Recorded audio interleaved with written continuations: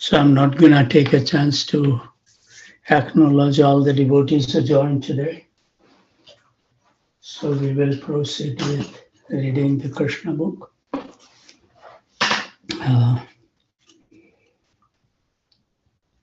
let me.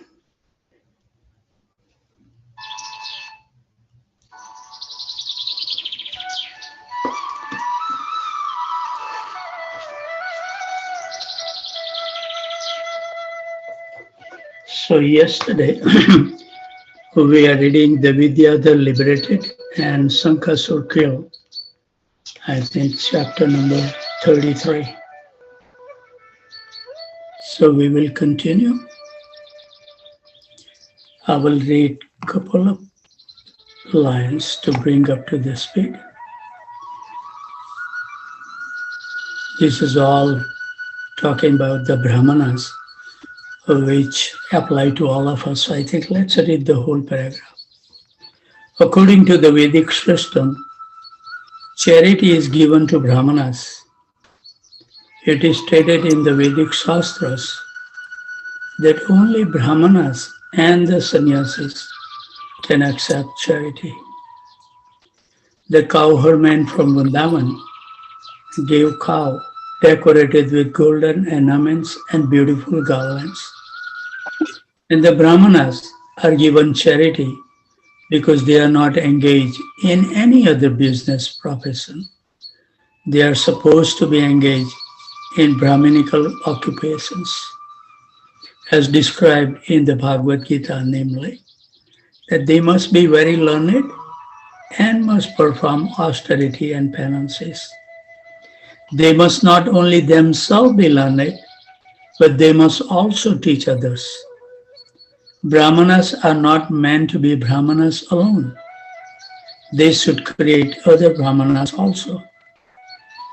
If a man is found who agrees to become a Brahmana's disciple, he is also given the chance to become a Brahmana. The Brahman is always engaged in the worship of Lord Vishnu. Therefore, the Brahmanas are eligible to accept all kind of charity. But if Brahmanas receive excess charity, they are to distribute for the service of Vishnu in the Vedic scripture. Therefore, one is recommended to give in charity to the Brahmanas. And by so doing, one please Lord Vishnu and all the demigods. That's where we left yesterday. So we will continue. The pilgrimage take bath, worship the deity, and give in charity. They are also recommended to fast one day. They should go to the place of pilgrimage and stay there at least for 3 days. That's what the instruction my spiritual master gave me. In any dham, don't try to stay more than 3 days unless you have full control on your senses and mind, that even thought doesn't come that is not related to Krishna, which is very difficult. So recommended 3 days is enough. The first day is spent fasting. This is very instructive. First day when you go to the pilgrimage, you fast. And at night, you can drink a little water because water does not break the fast. The cowherdsmen headed by Nand Maharaj spent that night on the bank of the Saraswati. They fasted all day and drank a little water at night. But while they were, somebody has unmuted their phone.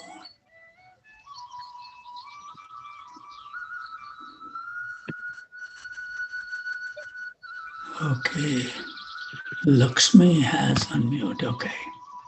Thank you very much, Lakshmi, for joining. Haribol, nice to see you. So the cowherdmen headed by Nand Maharaj spent last night on the bank of Saraswati. They fasted all day and drank a little water at night. What happened? Somebody say something?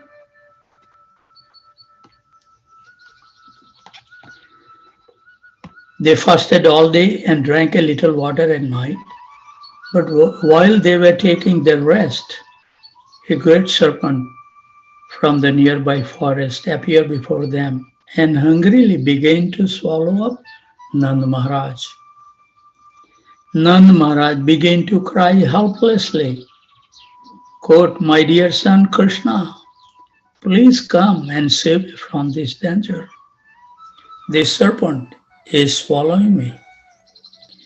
When Nand Maharaj cried for help, all the cowherdmen got up and saw what was happening. And they immediately took up burning logs and began to beat the snake to kill it.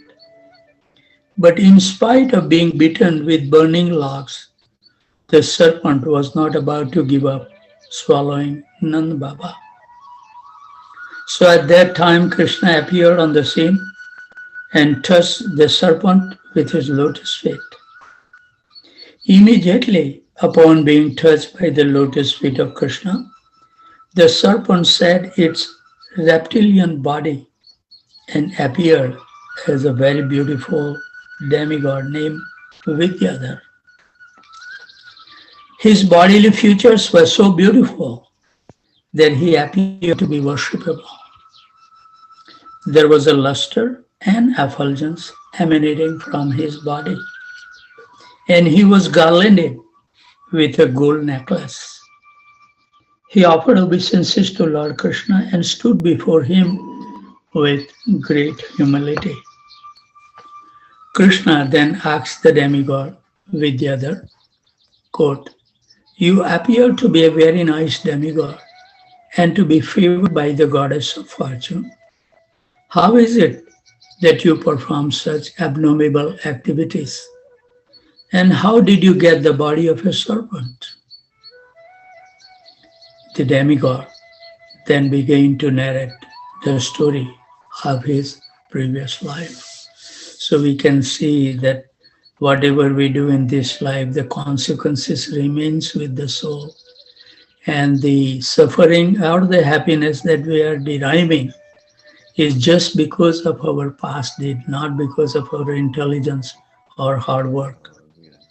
We should be convinced about this thing. So he started talking with the other. "My dear Lord," he said, "in my previous life, I was named Vidyadhar and was known all over the world for my beauty because I was a celebrated personality. And I used to travel all over in my airplane. While traveling, still somebody has some voices coming.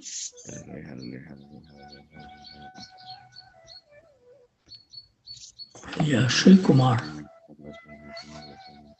Please keep your phone muted, Sri Kumar. "You appear to be a very nice demigod and to be favored by the goddess of fortune. How is it that you perform such abnormal activities? And how did you get the body of a serpent?" And then demigod began to narrate his story of his previous life. "My dear Lord," he said, "in my previous life, I was named Vidyadhar and was known all over the world for my beauty. Because I was a celebrated personality, I used to travel all over in my airplane. While traveling, I saw a great sage named Angira. He was very ugly, and because I was very proud of my beauty, I laughed at him. And due to this sinful action, I was condemned by the great sage to assume the form of a serpent. Little thing, there is a consequences, so what to speak when we do abnormal activities. One should note here that before being favored by Krishna, a person is always under the molds of material nature. Elevated, however, elevated he may be materially. Vidyadhar was a materially elevated demigod, and he was very beautiful. He also held a great material position and was able to travel all over by his own airplane. Yet he was condemned to become a serpent in his next life. Any materially elevated person can be condemned to an abnormal species of life if he is not careful. It is a misconception that after reaching the human body one is never degraded. Vidyadhar himself stated that even though he was a demigod, he was condemned to become a serpent. But because he was touched by the lotus feet of Krishna, he immediately came to Krishna consciousness. And he admitted, however, that in his previous life he was actually sinful. A Krishna conscious person knows that he is always the servant of Krishna. This mantra we should imbibe in our mind and heart constantly. He is most insignificant, and whatever good he does is by the grace of Krishna and the spiritual master. We should never take any credit, but if we do nonsense, we should feel ourselves totally responsible. The demigod Vidyadhar continued to speak to Sri Krishna as follows. Because I was very proud of the wonderful beauty of my body, he said, I derided the ugly future of the great sage Angira, and he cursed me for my sin, and I became a snake. Now I consider that this curse by the sage was not at all a curse.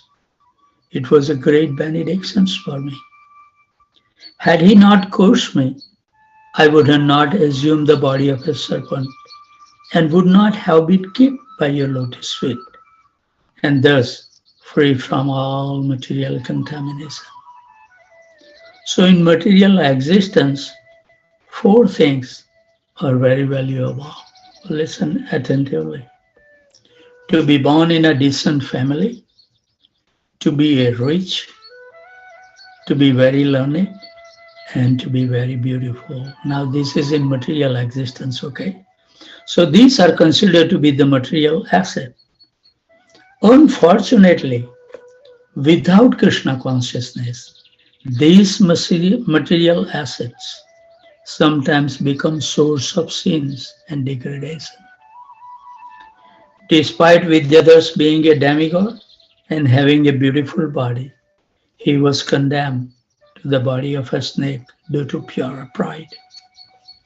A snake is considered to be the most cruel and envious living entity. But those who are human beings and are envious of others are considered to be even more envious than the snake. Haribol. That's why enviousness doesn't take us anywhere. Why we have to be envious of anybody, you know? Krishna wants to give them something good better than us. We should be happy. The snake can be subdued or controlled by charming mantras and herbs. But person who is envious cannot be controlled by anyone. Haribol. So my dear Lord, Vidyadhar continued, now since I think I have become free from all kind of sinful activities, I'm asking your permission to return to my abode, the heavenly planet. This request indicates that persons who are attached to fruitive activities, desiring promotion to the comfort of higher planetary system, cannot achieve their ultimate goal of life without the sanction of the Supreme Personality of Godhead. It is also stated in the Bhagavad Gita that the less intelligent wants to achieve material benefits and therefore worship different kinds of demigods. But they actually get the benedictions from the demigods through the permission of Lord Vishnu or Krishna. Demigods have no power to bestow material profit, even if one is attached to material benedictions. He can worship Krishna, the Supreme Personality Godhead, and ask him. Krishna is completely able to give even material benedictions. There is a difference, however, in asking material benedictions from the demigod and from Krishna. Dhruv Maharaj worshipped the Supreme Personality Godhead for material benedictions. But when he actually achieved the favor of the Supreme Lord and saw him, he was so satisfied that he refused to accept any material benedictions.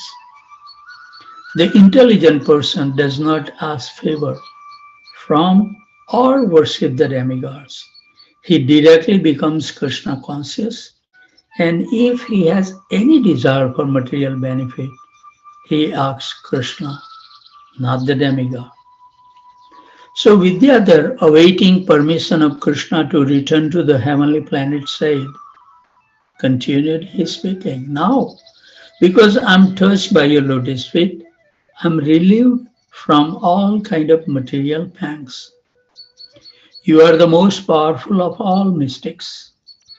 You are the original Supreme Personality of Godhead, and you are the master of all the devotees. You are the provider of the planetary system, and therefore I am asking your permission that you may accept me as fully surrendered unto you. I know very well that persons who are constantly engaged in chanting your holy name attain release from all sinful reactions. And certainly, persons who are fortunate enough to be personally touched by your lotus feet are freed. Therefore, I am sure that I am now relieved from the curse of the Brahmana simply by being touched by your lotus feet. So in this way, Vidyadhar got permission from Lord Sri Krishna to return to his home in higher planetary system. And after receiving this honor, he began to circumambulate the Lord. And after offering his respectful obeisances unto him, he returned to his heavenly planet. Thus, Nand Maharaj also became relieved from the imminent danger of being devoured by the snake. So this also the lesson we need to learn, that this demigod, despite he realize and see the Krishna, but still they cannot give up their opulent life. We should learn the lesson. But the other personality, Dhruv Maharaj, Prahlad Maharaj, when they have the darshan of Krishna, they became the devotee. That's the difference. The cowherd men who had come to execute the ritualistic function of worshipping Lord Shiva and Ambika finished their business and prepared to return to Vrindavan. And while returning, they recalled the wonderful activities of Krishna. By relating the incidents of Vidyadhar deliverance, they became more attached to Krishna. They had come to worship Lord Shiva and Ambika, but they became more and more attached to Krishna. Similarly, the gopis also worship goddess Katyayani to become more and more attached to Krishna. It is stated in the Bhagavad Gita that persons who are attached to worshipping demigod like Lord Brahma, Shiva, Indra, and Chandra for some personal benefit are less intelligent and have forgotten the real purpose of life. But the cowherd men, inhabitants of Vrindavan, were no ordinary men. Whatever they did it for Krishna. If one worshipped demigods like Lord Shiva and Lord Brahma to become more attached to Krishna, that is approved. But if one goes to the demigod for some personal benefit, that is condemned. Because we should have the respect for them. There is nothing wrong, because they are also performing the duty of managing this universal affair. And they are much, much more, thousands times more elevated than ourselves. So there is nothing wrong, but still we don't need to misguide our life then worshipping totally them, not coming to the higher standard, then it's not good. So after this incident on a very pleasant night, both Krishna and his elder brother Balram, who are inconceivably powerful, went into the forest of Vrindavan. They were accompanied by the damsels of Brajbhumi, and they began to enjoy each other's company. The young damsels of Braj were very nicely dressed and anointed with pulp of sandalwood and decorated with flowers. The moon was shining in the sky, surrounded by glittering stars, and the breeze was blowing, bearing the aroma of malika flowers, and the bumblebees were mad after the aroma. Taking advantage of the pleasing atmosphere, both Krishna and Balram began to sing very melodiously, and the damsels became so absorbed in their rhythmical song that they almost forgot themselves. Their hair loosened, their dresses slackened, and their garland began to fall to the ground. This is what it happened if you hear the message sincerely. At that time, while they were so much absorbed, almost in madness, a demon associates of Kuvera, the treasurer of the heavenly planets, appeared on the scene. The demon's name was Sankhasur, because on his head there was a valuable jewel resembling a conch shell. Just as the two sons of Kuvera were puffed up over their wealth and opulence and did not care for Narad Muni present, this Sankhasur was also puffed up over material opulence. So this is the lesson we should learn, that when we have our Father has given us the opulent life, we should be extremely careful.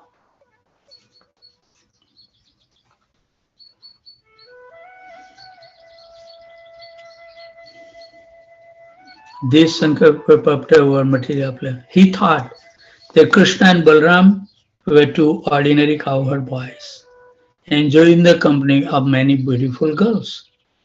Generally, in the material world, a person with riches think that all beautiful women should be enjoyed by him. Sankasur also thought that, since he belonged to the rich community of Kuvera. He, not Krishna and Balram, should enjoy the company of so many beautiful girls. They become envious. And he therefore decided to take charge of them. And he appeared before Krishna and Balram and the damsels of Braj and began to lead the girls away to the north. He commanded them as if he were their proprietor and husband, despite the presence of Krishna and Balram.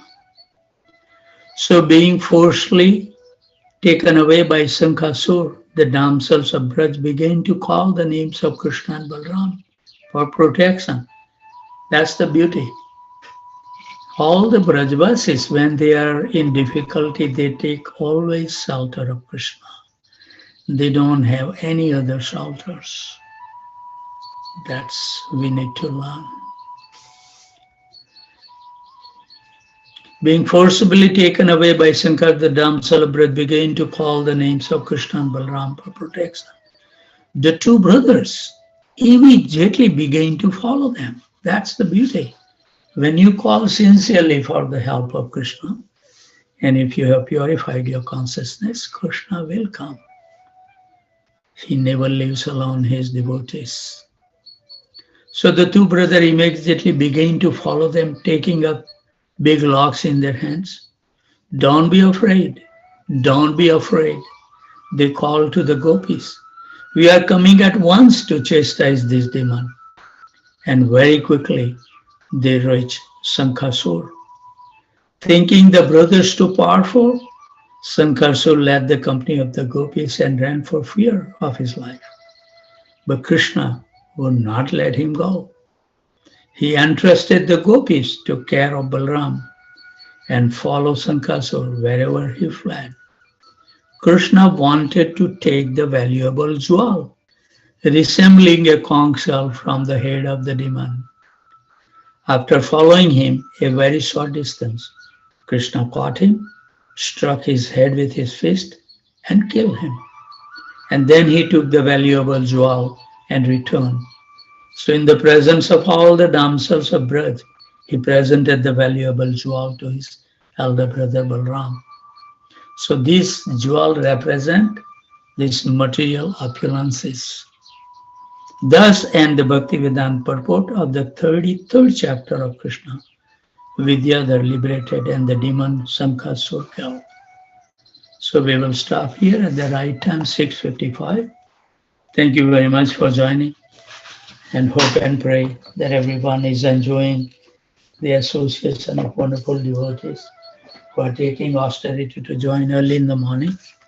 So I would like to also offer my humble obeisances at the desk of these wonderful Vaishnavas and Vaishnavis who taking so many austerity join. I was stay so amazed, like around 3, 3:10, 30 devotees are there. Around 4 o'clock, 40 devotees. So every hour, like add the zero to it. 2 o'clock we have not reached 20, but it's getting close.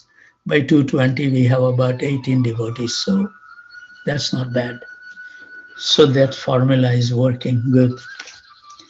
So I would like to offer my humble obeisances at the desk of these wonderful Vaishnavas and Vaishnavis who joined from Connecticut, New Hampshire, Aurora, Illinois, New York, New Jersey, Virginia, Boston, Boise, Atlanta, Tampa, Phoenix, Austin, College Station, San Jose, Portland, Dallas, Detroit, Chicago, Naperville, Philadelphia, Charlotte, Baltimore, Baton Rouge, Atlanta, Orlando, Jacksonville, Ohio, St. Louis, Loganville, Georgia, San Diego, Kolkata, New Delhi, Toronto, Alaska, Maine, New Orleans, Ottawa, Laguna Beach, and Vancouver.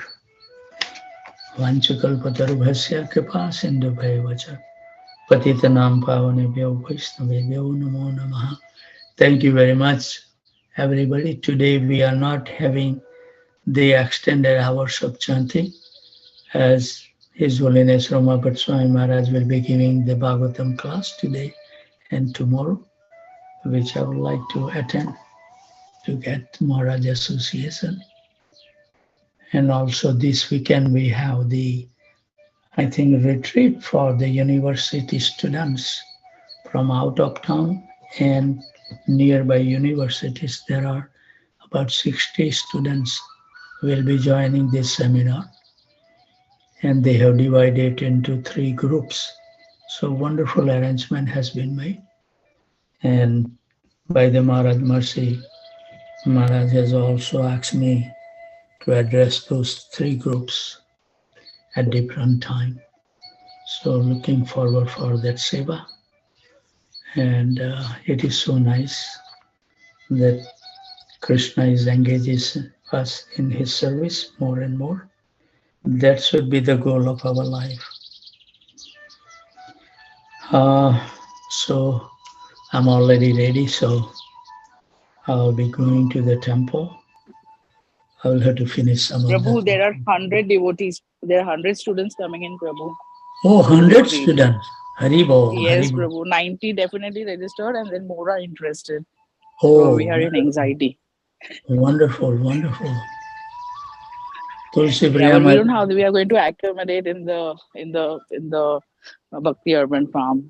I mean, that's the anxiety right now. oh,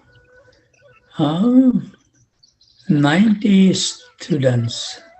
And We then have, more are interested. yeah, we have a more big room, I think, with the kitchen and the living room, it would be tight. But can we accommodate 100? I mean, I don't know. I I don't think so. It would be difficult. With Yeah, But maybe so with the projector and the speaker, space for the projector, speaker, the speakers, the audio system and everything. So anyway, hmm, uh, the maybe probably silent group. maybe we can utilize this prasadam room also for the Maharaj, so the people can sit in the living room and the kitchen can see from that master bedroom. That now they are using table and chair to take prasadam. Yes, I think that ten room would students are be, going to be staying. huh? Their 10 students will stay there, like live, like but morning it will be open, but they Right. will not be able So I to see think the projector, right? it would be best that if you put Maharaj chairs over there and maybe the So screen put it in the living room right at that wall of that bedroom. So that way everybody can see, and also some people can sit in that with Maharaj in that room, if it's yeah, more students are there. That's yeah, what so I we are would right now. say. Let's see how, I mean, I'm sure like the Sarantagu Prabhu, he's aware of all these things, so I'm sure he would make some Ah, arrangement. right, So right, let's see. But right, yeah, right, right, looking forward to that. right, right. Okay. Thank you very Okay, much. Prabhuji, thank you. Hare Thank Krishna. you. Hari bol, Hari bol. Anybody has any quick questions, comment, corrections, or reflection? We have 5-10 minutes. Hare Krishna, Prabhuji. Hari bol, Kapil. Prabhuji, I didn't know that today there is no extra hour. Ah, So, right, yes. Yeah, I didn't announce it. I just post it on the. I should have posted on this our WhatsApp group, so you can have join little early, but yes, yes. you can still sit and chant. Yes, Prabhu, I'll do You that. must have the chanting room in your apartment, so please take advantage. And if you would like to join for the class, you can always join through the mayaportv.com, and then you can look for the Houston Live channel that you will be able to hear Maharaj if you so desire. Sure, Prabhuji. Okay, Thank you, Prabhu. thank you very much. Hare Krishna. Haribol, Haribol.